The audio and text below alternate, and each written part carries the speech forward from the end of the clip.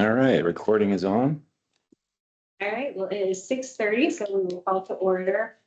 And we'll do a roll call for Planning Commission on Wednesday, March 18th, 2026. Commissioner Matlock is joining us online. Present. And we have Commissioner White, Present. Commissioner Pullen, Present.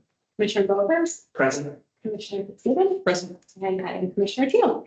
So we'll move on to item number 2, the opportunity for public comment on non-agenda item. We will open the public hearing at 6:30 and there is no one here in person or. Well, we have Sherry Cooper online. Sherry, do you have anything on the non-agenda topics? No, I'm good, and I promise I won't say anything after this. It's okay. Thank you. Okay, so we will also close the public hearing on non-agenda items at 6:31. On to item number 3, the approval of minutes from March 4th, 2026. Does the planning commission have any questions, comments, requested changes, or looking for motion? I do have a question. Go ahead, Steve. So, we mentioned Ms. Cooper was, gave, an opinion during the meeting. Do we otherwise identify a guest or is that sufficient? I don't care either way, but I want to make sure that Ms. Cooper is enough to identify this guest. Yeah, we could add her full name, Sherry Cooper.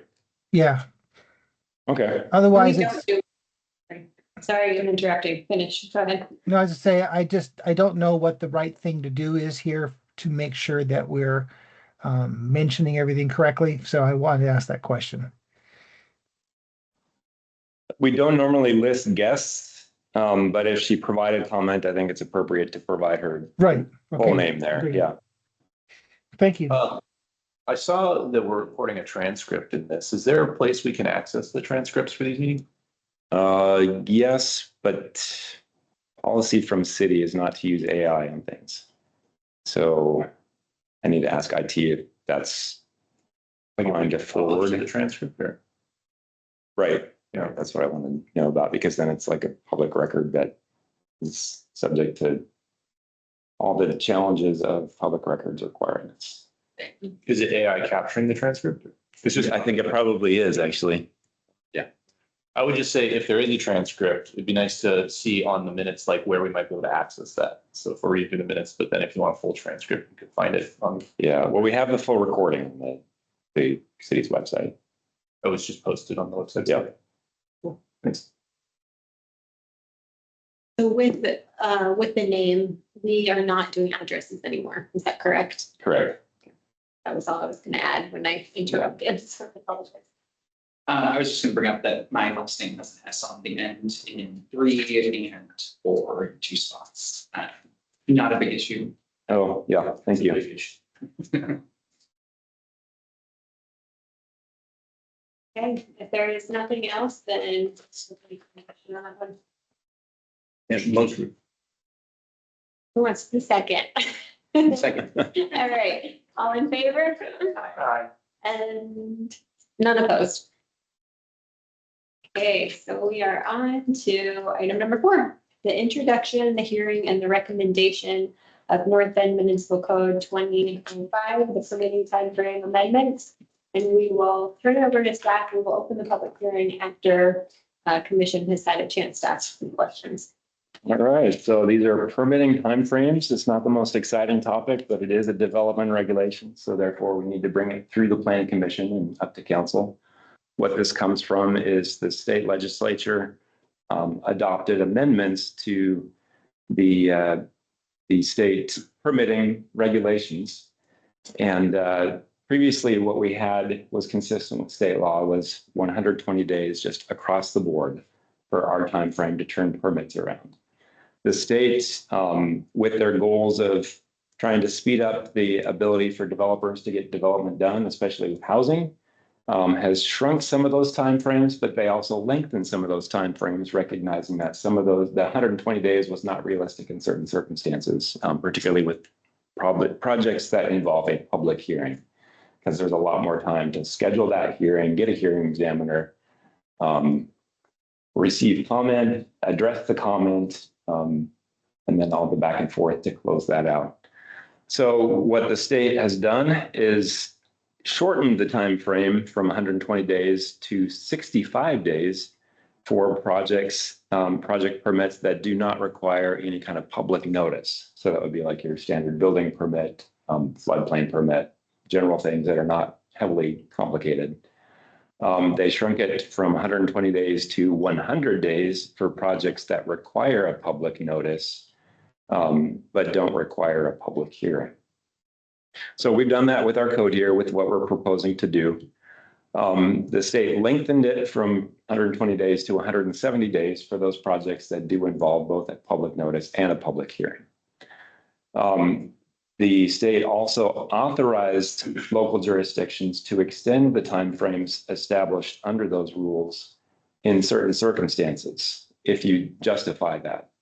So we feel like we do need an added time frame for certain projects that involve environmental reviews. So specifically when there's an environmental impact statement under the State Environmental Policy Act, when there's a shoreline permit involved, and when there is review of critical areas involved. So we feel like that added time frame is necessary because those types of reviews usually involve a lot more comment received from tribes and state agencies. So if we have concern about environmental impacts, we want to make sure that we're considering those comments, providing those comments to whatever review consultants that we have on a project, making sure that the applicant has time to address those comments and the back and forth necessary for that. In addition, with shoreline permits in particular, the state has lengthened the amount of time for public notice. So it's normally a 15-day notice. For shoreline permits, it's a required 30-day notice. So that just adds more time to that process. So we've kicked those shoreline permits, critical areas reviews, and projects involving an environmental impact statement to the 170-day time frame rather than the 100-day time frame. So with that, we are consistent otherwise with the state regulations. We provided a little bit of clarification otherwise on some of our internal processes in relation to the hearing examiner rules of procedure. And we recommend approval on this just to make sure that we're consistent with state law. Perfect, thank you. Commissioners have questions? I do have some questions, but Yeah, if anyone wants to ask the questions before me, that's great. I have about 4 questions. I think you're up, go for it. Okay, so I want to go through some of the questions I had on page 1 of 4. When there is a change to ex parte communications in 20.05.003, with this changes in the strikeout, does this limit who is considered part of the official city communication / business? Or is this No. just simply taking away the specifications here? So This is anyone taking who's away. connected with this process. Yeah, So- that's taking away the specifications because whoever is the city is ultimately responsible for a city permit regarding any approvals under the city's authority, regardless of whether it's the council, the planning commission, the board of commissions, or whatever. So therefore, we struck that just so that it doesn't leave somebody out. Okay, that's great. So for example, that section there, the city council, planning commission, zoning board of adjustments, or shoreline board didn't include the hearing examiner, who's one of our most important decision-making authorities. So without having specificity, it's everything that the city Okay. does. Great. Thank you. That's what I wanted to hear. On page 2 of 4, under 20.05.005, way down in section C, numbers 1 and 2, the applicant receives notice of decision by mail, email, or in person, but any person who prior to the decision requested noticed will be provided to that person. Do we need to specify the method there as well? Or do we just post this public notice on the website? Or how do we provide notice to those who would fall under C2? I think it would just be under the same procedures as Okay. C1. So On page 3 of 4, I want to clarify in section E that it provides written notice of this fact to the applicant and not to anyone else. So we're specifically not including anyone who's asked for information about this. This is just a notice to the applicant if there's a decision on development permit. Is that correct? It's just the applicant and the interested In that parties case, are not yeah, notified. that would just be the applicant. And then Okay. once the decision is issued, it goes out broadly to all parties of record. Okay, and then under 2005.006, under A3A and B, it talks about 90 calendar days and 60 calendar days. That is not business days, that is calendar days. So That's- it could be from a Friday, Saturday, Sunday, Monday would be considered 4 days, correct? Yeah, Saturdays and Sundays are not considered, or I'm sorry, calendar days. Yes, those include every day of the week. Okay, Business days don't include Saturday and Sunday. But okay, calendar that's days. do. just clarifications for me. I'm done with my questions. Thank you for answering those. Thank you. For someone else to read 20.5.003, the first sentence of that. It seemed like it didn't make sense to me. There's a lot of comments, so Read it out loud. the city, oh, sorry, the decision, the city, including any decision-making body of the city or office of the city, may not communicate directly or indirectly regarding any issue in a proceeding before it on a development permit application other than to participate in the communications necessary procedural aspects of maintaining an orderly process unless it provides notice and opportunity for all parties to participate, except that the aforementioned bodies may receive advice from legal counsel and from staff members, except where the proceeding relates to a code enforcement investigation or prosecution. Well, that's a doozy. It is. That is some legalese there. Well, my big question was really, the new input here says regarding any issue in a proceeding before it on a proceeding before it on a development. I Okay. did yeah. the same thing. I This had to is- read it like 3 times. I was like, oh wait, no, that works. All right, the lawyer. Okay, page, I guess this would be 3 of 4. There is, I was curious if we want to clarify the process through which an agreement might be reached to extend time periods. So it says, let's see, 3 and 4. We were establishing these time limits, and somewhere in here it says if both, yeah, right here. So below 20.5.06, below 1, 2, and 3, the final sentence, the parties may agree to extend these periods. And I wasn't sure, do we want to include how that process works? Is that a formal process? Do they have to submit a request in writing to extend? I was curious about the same. Is that a number 4 or is that included under number 3 or something different? Or was it meant to be deleted? No, it's not meant to be deleted. So it's- The overworking of all 3. 1, 2, Yeah. and 3. So I think that just came, that was the same language that we previously had down toward the bottom of the page in a previous section, and we've just relocated it. So we haven't had a challenge before on that. So I think just however you choose to agree to extend those time periods, it would probably be just written communication back and forth. Okay, informal process. Mhm. And then I was curious, maybe abstract from this, as a member of the public, can they request status updates during these limitations? Certainly. Okay. That's all. That's something that we regularly would.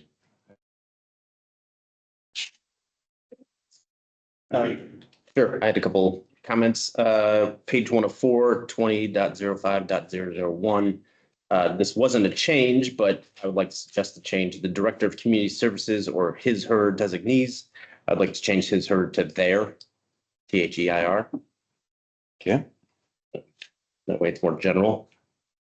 And then going all the way to page 3 or 4 in that 20.05.006 section, A2. I don't know if we need that trailing and. And then same thing with in 3A. I don't know if we need that. The and sort of logically implies that both need to be fulfilled. And I don't think that's what we're doing here. I think it's similar to the, where you're just listing options. So Okay. and those are all the comments I have. Thanks. And I would like to add a comment for the record that the state has done this in the sake of trying to increase permitting timeframe turnaround. Very laudable goal, but if the state truly wants to do that, the thing that they need to do is reduce required regulation. So we're still required to address the same number of state standards and mandates within less time. So it's just very frustrating from a staff perspective. I actually had this conversation with my husband recently and how much Washington requires you to check the boxes on, which is like, it's a good goal, but it makes your life so Yes, difficult. yes. So I agree with you. So wanted to put that on the record from the staff. Yeah, other states don't require nearly as much, but they have a different perspective on growth too. Yeah. Any other? It's requirements. Yeah. I felt the same. I think you did a great job. There's like basic little thing of numbering. I actually didn't notice it at first, but when I think it was Commissioner mentioned on page 2 of 4, he said C, and then I noticed. Yeah. The previous. Yeah, there is 2 C's there. Yeah. Thank you. I thought that was great. On same page, which we kind of build into there, page 3. So everything past public hearing, the state law is requiring public notice of public hearing each 170 days. Correct. Everything past that, the SEPA, critical areas and shoreline is. That's something that we have added. Was it 170 something that other cities are doing, or is there any risk? Yeah, we've followed kind of Bellevue's lead on that. I don't know what other jurisdictions have done that, but our attorney suggested we look at Bellevue's and they're doing the very same thing. Just because Just- I think would assume that if they're trying to hurry it up and they allow you to make a change, they might say 170 is too much for those individuals if we're the only ones. Mhm. But I doubt that would be an issue. And the truth of the matter is our goal is always to get a project out the door as quickly as possible. We don't want it to just sit on our desk because that's not doing the city or the applicant any good. These extended timeframes are just so that we're not over time. Yeah, I think it's helpful to have it in the code too, where anybody can look at it and say, okay, I can expect that it's going to take this long, and hopefully it's faster, but at least there's that expectation. Okay, why don't we open the public hearing on this? It is 6:48 and there's no one here in person, but does Ms. Cooper want to speak on this?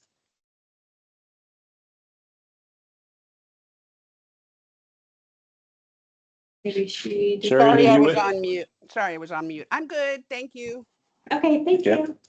All right, so also at 6:48, we will close the public hearing and bring it back to the commission to discuss further, or we're looking for a motion for recommendation of approval for city council. Motion to approve with changes. Give me a second. I'll second. And all in favor? Aye. None opposed. We are recommending that to city council. And there is nothing else on our agenda, so. I wanted to add one thing just as a heads up of something coming. So this is just a heads up for something that we anticipate bringing to you. Currently, we have, you recall in our downtown commercial zone, we do not allow single family homes as a permitted use. So the intent of that council was very specific on is they wanted to see transition over time to higher density uses. However, that, we certainly don't want to see somebody tear down existing homes and building new big homes. But there's the case where you have existing homeowners who are trying to make an addition to their home. And within the city's non-conforming use regulations, you have a limitation of no more than 20% addition. And that's in a number of circumstances made it difficult for people or impossible to do a project that they want to do. So staff supports bringing forward amendments to make it easier to do a remodel as opposed to a tear down. Tear down's not going to count. You can't do a new single family home in the downtown still, but we feel like maybe up to 50% addition for existing homes in that DC zone. So that would be an amendment to the legal non-conforming use regulations. So I just wanted to let you know about that, get your initial thoughts on that. We'd also want to take that to the CED Council Committee to get their buy-off on that, and then we bring that forward as a proposed amendment. Yeah, I mean, I'm recalling a public hearing for the, I can't remember the number, but the Main Street project. And a lot of people were talking about, they wanted to make adjustments to their house and they were limited. So I think that would make people very, very happy. But I would also argue that if you make that non-conforming use exception in the downtown corridor, it should be broadened out. Because 20%, like, yeah, it's like you can have one room. That's like for a lot of the houses that we have here. So I think that's just something to consider as we embark on that amendment. Yeah, it's not generally a problem in most other areas because in our other residential zones, a single family home is permitted use. It could be in the multifamily residential, for example. So we'll have to think about that as we bring the amendments forward. Yeah, I think it's a good call. And I think it gives people the flexibility because not everyone wants to sell their house to a developer. They want to do their own thing and have a space for their children, their grandparents. Yeah. You know, so I think that's great. Am I remembering a conflict with the ADU requirements with that though? Yeah, we actually amended our ADU regulations to say that an ADU was not increasing the degree of nonconformity. So that didn't address the house itself. Okay. So, I think it's fantastic because then you do get some of the historic character. Mhm. So the sense of place stays, but it's a little better maintenance possibly. So I think it's great. well, we will probably add that to the overall planning commission work plan then. You know, we've been so bored, nothing to do. Yeah, it's like this, trying to drink from a fire hose thing where it's not a matter of the amount of stuff to do, it's the limited hose size to get through the process. Do you guys have any other thoughts on that for staff? Commissioner Matlock, do you have any thoughts for staff? No, that was great. Okay. All right, well, we can adjourn at 6:52. Thank you all. Thanks. We still have a meeting April 15th. For now, yes. I'm not gonna be. Okay.